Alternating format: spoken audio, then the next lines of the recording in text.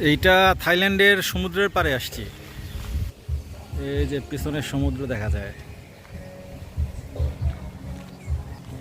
এই যে এই স্কুটারটা ভাড়া নিচ্ছি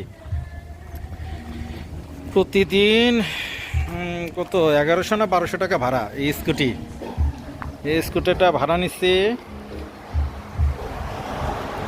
এই স্কুটিতে করে আসলাম।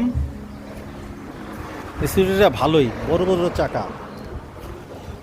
তারপরে এই রেস্টুরেন্টে আসছি খাইতে। এই যে সামনে দেখো সমুদ্র।